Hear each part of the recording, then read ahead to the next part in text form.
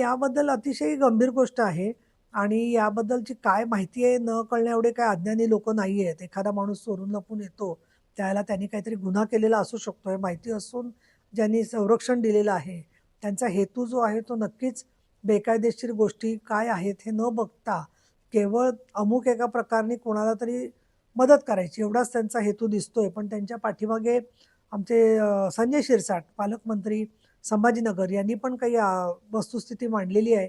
तर या संदर्भामध्ये एवढं मोठं रॅकेट नाशिकला चालू होतं म्हटल्यावरती त्याच्या पाठीमागे कोणी ना कोणी सूत्रधार असणार आहेत, सहानुभूतीदार असणार आहेत आणि त्यांचा पुढच्या काळामध्ये सत्यशोधन झालं तर बऱ्याचशा अजून गोष्टी स्पष्ट होतील असं मला वाटतं.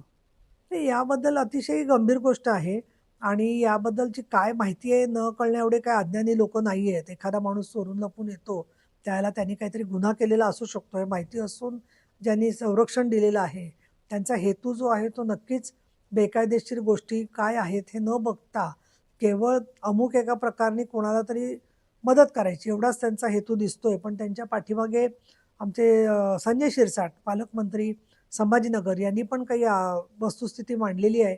तर या संदर्भामध्ये एवढं मोठं रॅकेट नाशिकला चालू होतं म्हटल्यावरती त्याच्या पाठीमागे कोणी ना कोणी सूत्रधार असणार आहेत, सहानुभूतीदार असणार आहेत आणि त्यांचा पुढच्या काळामध्ये सत्यशोधन झालं तर बऱ्याचशा अजून गोष्टी स्पष्ट होतील असं मला वाटतं.